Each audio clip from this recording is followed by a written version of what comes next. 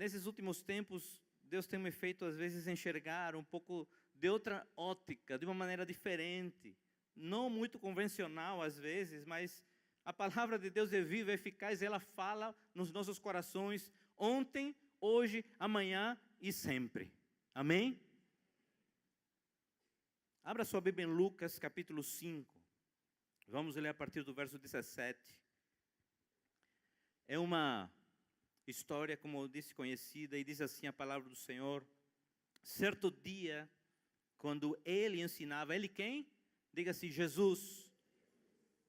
Estavam sentados ali fariseus, mestres da lei, procedentes de todos os povoados da Galileia, da Judeia e de Jerusalém. E o poder do Senhor estava com ele, com quem? Com Jesus, para curar os doentes. Vieram alguns homens trazendo um paralítico numa maca e tentaram fazê-lo entrar na casa para colocá-lo diante de Jesus. Não conseguindo fazer isso, por causa da multidão, subiram ao terraço e baixaram em sua maca, através de uma abertura até o meio da multidão, bem em frente de Jesus. Vendo a fé que eles tinham, Jesus disse: homem, os seus pecados estão perdoados. Os fariseus e mestres da lei começaram a pensar: quem é esse que blasfema? Quem pode perdoar pecados a não ser somente Deus? Jesus, sabendo o que eles estavam pensando, perguntou: por que vocês estão pensando assim? Que é mais fácil dizer: os seus pecados estão perdoados, ou levante-se e ande? Verso 24, mas, para que vocês saibam, que o Filho do Homem tem na terra autoridade para perdoar pecados, disse ao paralítico: eu lhe digo, levante-se, pegue a sua maca e vá para casa. Verso 25, depois de 2 horas, ele se levantou. Não? Imediatamente ele se levantou na frente deles, pegou sua maca em que estivera deitado e foi para casa louvando a Deus. Verso 26, vamos ler em alto e bom som todos? 2, 3. Todos ficaram atônitos e glorificavam a Deus e cheios de temor diziam: hoje vimos coisas extraordinárias. Amém? Eu quero que você tome posse dessa palavra. Não é porque sou eu que está aqui, mas é porque o Espírito Santo está aqui e Ele quer que você e eu vivamos coisas extraordinárias. Eu comecei a ler esse texto e comecei a entender algumas coisas. Como eu disse, desde pequeno eu entendia um pouco e vou citar algumas coisas também que eu vivi na infância com essa história. Mas quero ressaltar que nós temos aqui nessa história alguns grupos de pessoas. Temos primeiro os fariseus, os mestres da lei. Também temos os discípulos de Jesus. Também temos aqueles que estavam ali por curiosidade, mas também aqueles que tinham fome e sede da palavra. Tínhamos aí também aqueles que queriam receber um milagre. Mas o que mais me chama a atenção, e eu quero que nós possamos, nessa noite, analisar juntos, é aqueles que tinham a certeza que Jesus curaria o seu amigo. Eu não sei se você tem essa certeza. E aí eu comecei a meditar um pouco e talvez esse título aí é um pouco chamativo, mas é para chamar mesmo a atenção. E a nossa mensagem nessa noite é fé corporativa. Não é porque eu sou administrador da empresa, nem que eu já estou fazendo a corporatividade aqui, não. Mas na verdade é que se nós estudamos um pouco esse termo, no sentido etimológico, a palavra corporação deriva do latim corporis e actius. O corporis quer dizer corpo e actio significa ação. Então, é um corpo em ação. E o que é a igreja? A igreja do Senhor é o corpo de Cristo em ação. Então, tem tudo a ver com a corporação, a fé corporativa. E o que é corporação? Eu fui estudar um pouco e diz assim, corporação é um grupo de pessoas que agem como se fosse um só corpo. Uma só pessoa, as quais buscam alcançar seus objetivos e metas. Ou seja, e aqui eu peguei esse significado e fiz um resumo ao meu jeito. É um grupo de pessoas que se submete a lutar pelos mesmos ideais para atingir um objetivo em comum. Por isso que eu coloquei fé corporativa nesse título da mensagem. E é justamente nesse grupo de pessoas que eu gostaria que nós refletíssemos nessa oportunidade, para que nós possamos aprender mais um pouco e tirar algumas lições da vida. A primeira lição que eu tiro aqui nessa história, amados, é que todos nós precisamos de amigos de caminhada. Esse paralítico, ele tinha amigos. Se não tivesse amigos, ele até hoje continuaria deitado numa cama ou na sua maca. Mas ele tinha amigos. E esses amigos decidiram fazer algo por ele. Ninguém nessa vida consegue caminhar sozinho. Há muitos anos atrás eu aprendi uma frase com o meu primeiro pastor aqui no Brasil, que por sinal é tio da minha esposa, Jorge Sepúlveda. E ele disse uma frase assim, pessoas precisam de Deus, e realmente nós precisamos muito de Deus, mas pessoas também precisam de pessoas. E isso ficou gravado no meu coração. Nós precisamos de Deus, mas nós precisamos uns dos outros. E esse homem tinha amigos. Você tem amigos? Ou você tem sido amigo daquele que precisa na hora da adversidade ou da alegria? Vemos aqui que esses amigos levaram o seu amigo paralítico. Ele não conseguia se mobilizar, dependia dos outros. No entanto, ele conseguiu amigos com quem contar na hora da adversidade. Esses amigos pegaram esse homem paralítico na sua casa. Imaginem, indo para a casa do paralítico, pegá-lo, porque eles souberam que Jesus estava naquele lugar. E eles sabiam que Jesus tinha poder para curar. Mas na frente nós vamos ver que foi a fé dos amigos que curou o paralítico. Não foi a fé do paralítico que curou ele mesmo. Vamos seguindo então. Primeiro, precisamos de amigos na caminhada. Segundo ponto, nós temos e precisamos entender que na caminhada, amados, nós encontramos desafios. Desafios grandes, outros pequenos, mas enfim, desafios que temos que enfrentar. Eu comecei a imaginar como é que esses homens carregaram até aquele local, e quando chegaram naquele local, que era a casa onde Jesus estava, em outros textos, porque esse texto é correlato em Marcos e Mateus, diz assim que era a casa de Jesus, a casa estava lotada. Não havia mais lugar. Imagine um ambiente totalmente lotado, nenhuma formiga passa naquele lugar. Eles querendo passar. O primeiro desafio foi quando eles chegaram.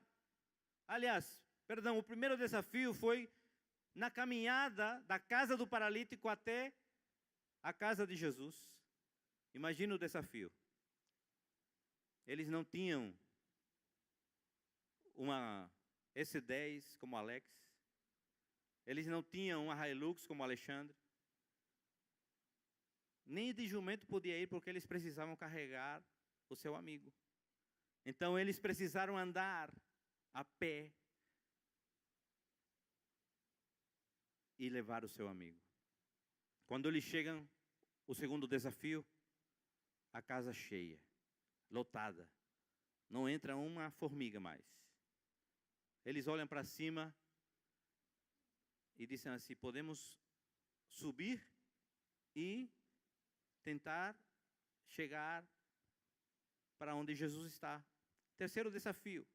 Você já pensou como é que um paralítico que depende totalmente para ser carregado, para ser levado ao telhado? Imagine aí.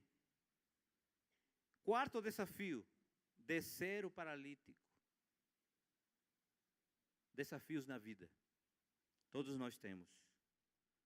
Quando eu era pequeno, então, meus pais me deram, minha mãe está aí, ela é prova disso, me deram um livro que passou de Mário para mim, né? Porque era assim, era de herança.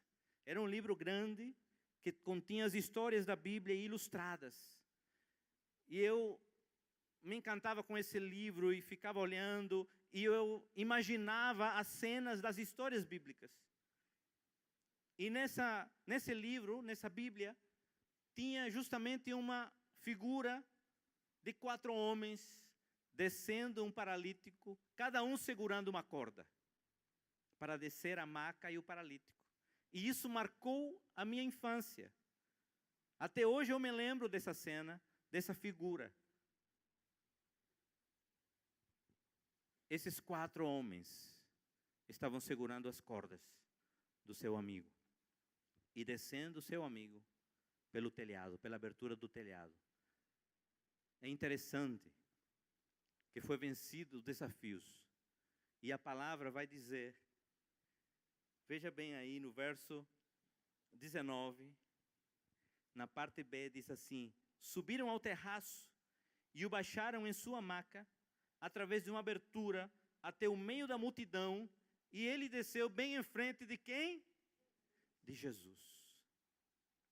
Imagine, logo em frente de quem? Poderia ter descido em frente de outra pessoa, não é verdade? Mas ele desceu bem em frente de Jesus, porque aqueles amigos, eles tinham realmente um objetivo em comum, e Deus ajuda aquele que tem um objetivo. Aquele que tem objetivos na sua vida, recebe a ajuda de Deus. Terceiro ponto, que se junta com ele, é que para vencer os desafios, amados, nós precisamos de esforço. Mateus capítulo 11, verso 12, diz assim: desde os dias de João Batista até agora, o reino dos céus é tomado por esforço, e os que se esforçam se apoderam dele. Ah, pastor, mas não é pela graça? Sim, pela graça nós somos salvos. Mas a nossa caminhada cristã precisa de esforço. Não é deitado de barriga para cima, ou como diz o Matuto, de bucho para cima, que você vai receber as coisas. Você precisa se esforçar. Você precisa batalhar. E uma lição que eu vejo desses homens é que desde a hora que decidiram buscar o seu amigo na sua casa, até o momento em que a maca para em frente a Jesus, eles se esforçaram. Ninguém pode duvidar nem negar isso. Houve esforço por parte dos amigos. Um esforço talvez descomunal. Imaginem se o paralítico é do tamanho de Luciano Vanderlei. Imaginem.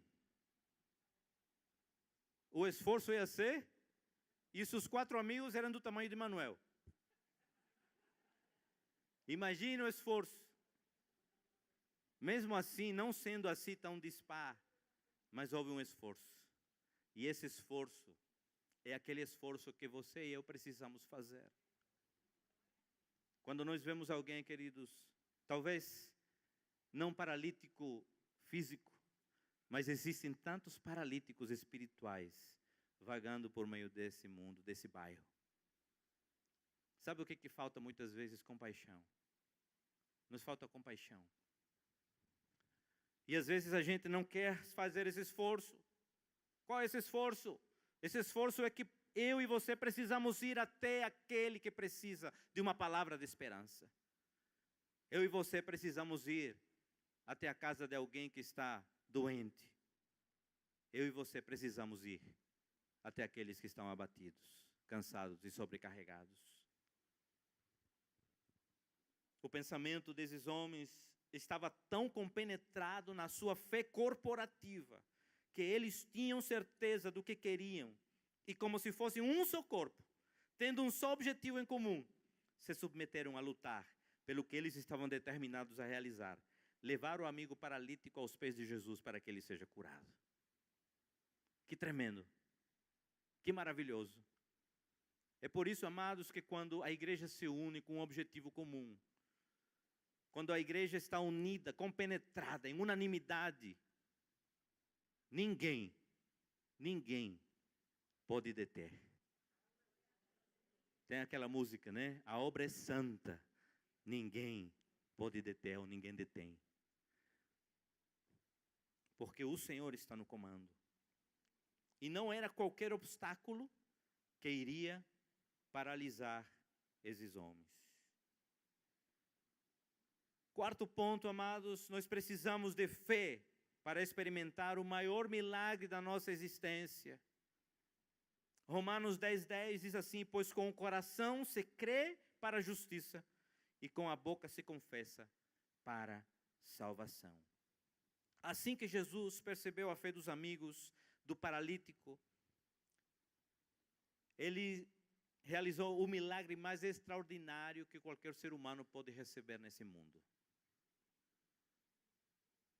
O que Jesus falou para ele? Teus pecados estão perdoados. Teus pecados estão perdoados. Esse é o milagre mais extraordinário que o ser humano pode receber. Não existe outro. A cura é um bônus. Não tem aquele bônus? Mas o milagre mais extraordinário, queridos, é quando Ele olha para nós. Diz assim: Flávio, Diná, seus pecados foram perdoados. Estão salvos. É por isso que esse texto de Romanos diz assim: com o coração se crê para a justiça e com a boca se confessa para a salvação. Se a história terminasse aqui, já teríamos um final feliz. Não é verdade? Estão com sono? Com fome? Se a história terminasse aqui, teríamos um final feliz, sim ou não? Muito bem. Vai ter cantina hoje? No final, vocês vão se alimentar bem. Então, mas primeiro com a palavra, né? Então, amados, se a história terminasse aqui, já estaria todos os problemas desse homem espirituais resolvidos. O perdão dos pecados. Mas o Senhor Jesus, Ele tem prazer não apenas em salvar. Ele tem prazer em curar, libertar, restaurar. E essa noite Ele quer fazer isso nas nossas vidas. Mas aí se levanta um problema. Verso 21. Verso 20. Vendo a fé que eles tinham, os amigos, Jesus disse: homem, os seus pecados estão perdoados. Verso 21. Os fariseus e os mestres da lei começaram a pensar: quem é esse que blasfema? Quem pode perdoar pecados a não ser somente Deus? Quinto ponto. A oposição surge para trazer à tona a sua necessidade. Aqueles que se opõem vai fazer com que a tua necessidade real, física, financeira, seja trazida à tona. Os fariseus começaram a dizer entre si. Jesus, sabendo que eles estavam pensando, perguntou: por que vocês estão pensando assim? Preste bem atenção, quando os opositores do reino de Deus acham que estão roubando a tua bênção, é nesse momento que a tua cura, a tua resposta, aqueles papéis que precisam ser assinados, receberão ordens celestiais para acontecer.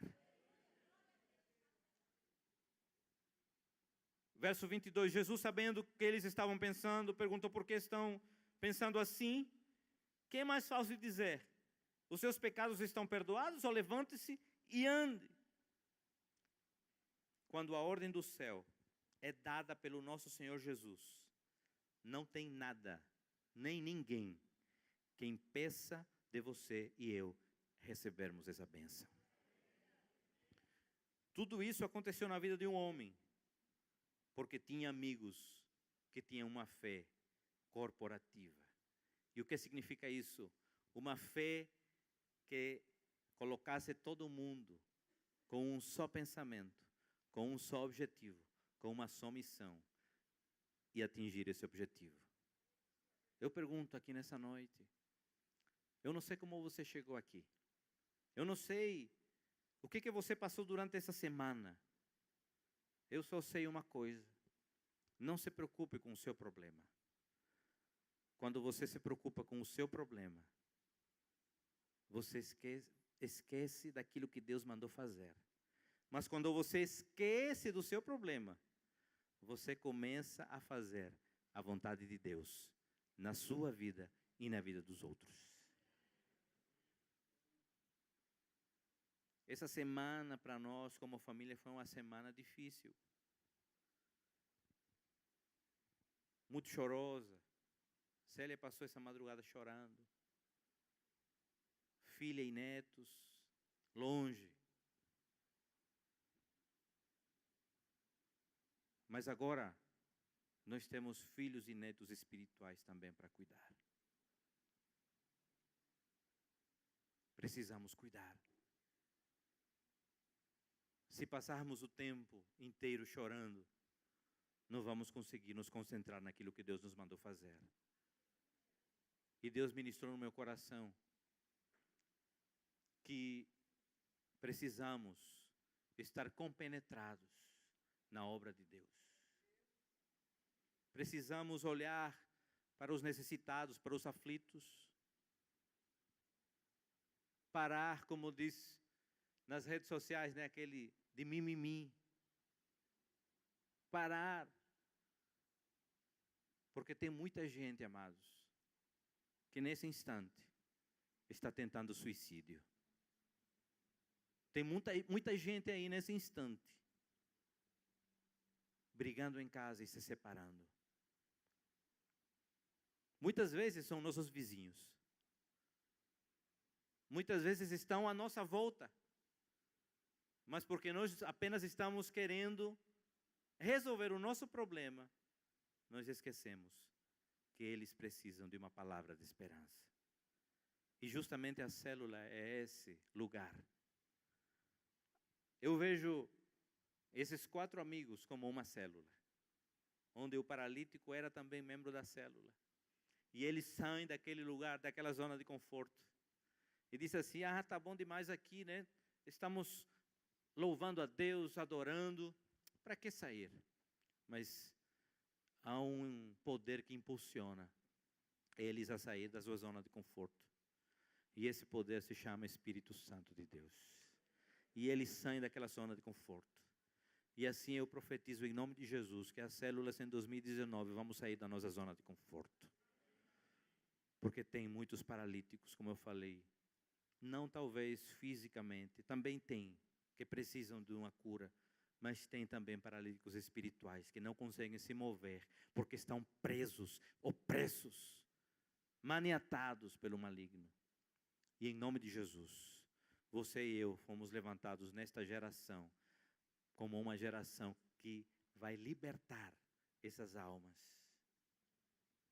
Precisamos usar a mesma fé hoje, pois com certeza temos amigos que não apenas estão presos ou paralíticos fisicamente, como eu falei. Vamos fazer uma autoavaliação hoje. Que tipo de pessoa eu tenho sido?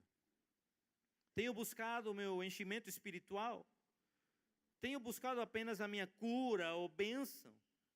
Ou verdadeiramente tenho sido um homem ou uma mulher que tem agido com uma fé corporativa? Tendo o entendimento que posso afinar a minha vida com outras pessoas que tenhamos o mesmo objetivo e nos tornando um só corpo, com o intuito de sermos instrumento de cura, libertação, restauração e salvação na nossa geração.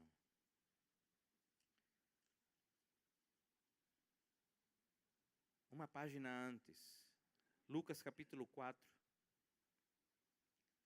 no verso 18. Palavras do profeta Isaías que o próprio Senhor Jesus citou. E eu quero que você e eu proclamemos nessa noite, em alto e bom som. 2, 3. O Espírito do Senhor está sobre mim, porque Ele me ungiu para pregar boas novas aos pobres. Ele me enviou para proclamar liberdade aos presos e recuperação da vista aos cegos, para libertar os oprimidos e proclamar o ano da graça do Senhor. Foi para isso que Ele nos chamou. Foi para isso que Ele nos chamou. Quando eu vejo a história da igreja em Atos, a igreja primitiva, eu quero que você abra sua Bíblia lá em Atos capítulo 4, verso 32.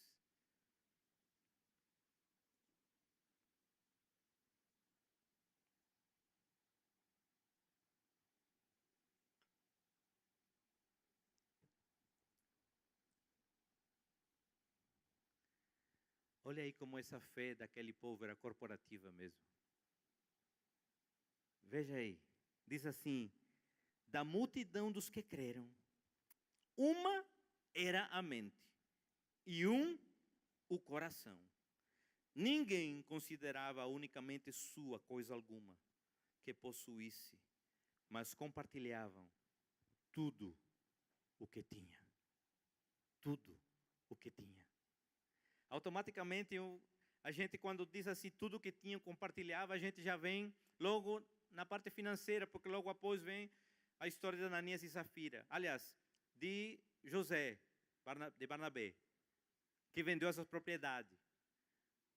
Mas, quando diz tudo o que tinham, veja bem o que o Espírito ministrou no meu coração, enquanto eu estava preparando essa mensagem. Tudo para Deus é tudo. Então, se você recebeu salvação, compartilhe salvação. Se você recebeu cura, compartilhe cura. Se você recebeu poder, compartilhe poder. Se você recebeu sabedoria, compartilhe sabedoria.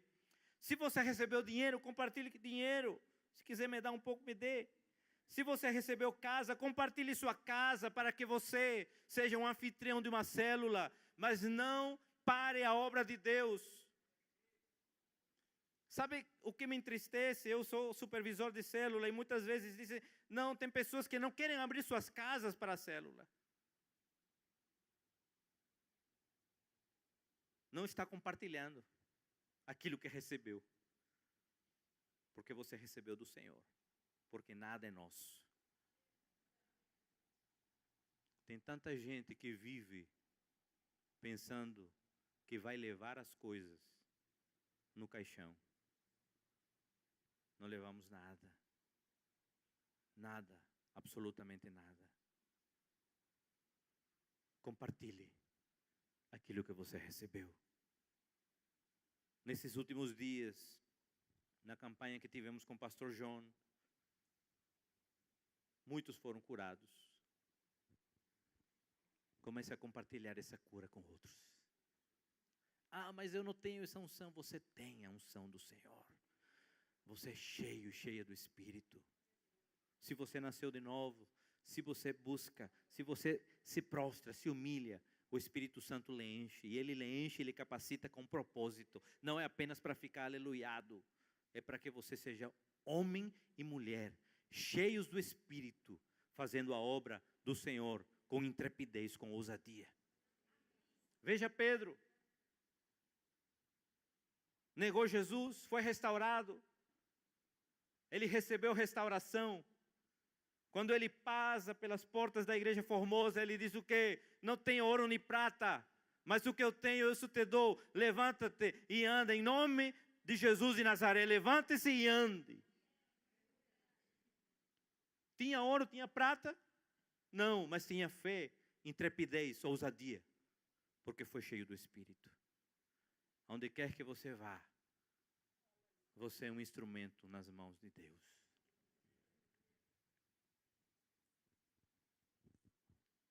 Da multidão dos que creram, uma era a mente e o coração. Ninguém considerava unicamente sua alguma coisa que possuísse, mas compartilhavam tudo conforme a necessidade, ou tudo que tinham. Como é bom. Como é bom quando nós fazemos isso. Eu tenho certeza que ficamos felizes quando vemos outros recebendo aquilo que Deus nos deu e estamos compartilhando.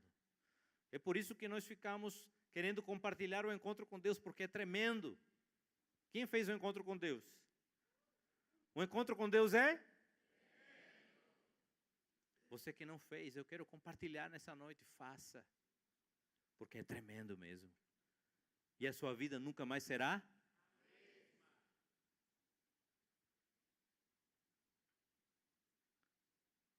Eu não sei como você chegou nessa noite. Eu quero convidar o louvor. Mas eu quero que você entenda uma coisa nessa noite. Tudo aquilo que você tem recebido tem sido pura graça de Deus. E o que recebemos de graça, nós devemos dar de graça. Se você nessa noite está aqui com algum problema, eu entendo. Naquela oportunidade, Jesus estava falando e tinha pessoas que precisavam também resolver seus problemas. Mas eu pergunto, será que aqueles 4 amigos não tinham problemas? Aqueles amigos do paralítico não tinham problemas? Será que tinham? Eu acho que tinham. Mas eles decidiram largar o seu problema e se concentrar no problema do amigo que era maior do que eles, ou que eles não podiam resolver. E eu creio que de tabela não fala na Bíblia, isso aqui fica por minha conta. Eles saíram felizes. E eu creio que eles, quando chegaram em casa, talvez aquele homem, um deles estava brigado com a esposa. Estou dizendo que é por minha conta, tá certo? Ele chega em casa e a esposa tudo pronto. Recebeu com um abraço. Talvez o outro precisava pagar as contas. E aquilo que ele tinha que vender, ele conseguiu vender. Talvez o outro não queria ver nem a sogra perto. Não é meu caso, tá certo? Mas Deus restaurou seu coração e deu perdão. Quando chegou, abraçou a sogra. Porque Deus restaura. Quando você e eu nos dispomos a realizar a obra de Deus, Ele restaura. Quando você e eu temos fé, Ele faz, Ele opera.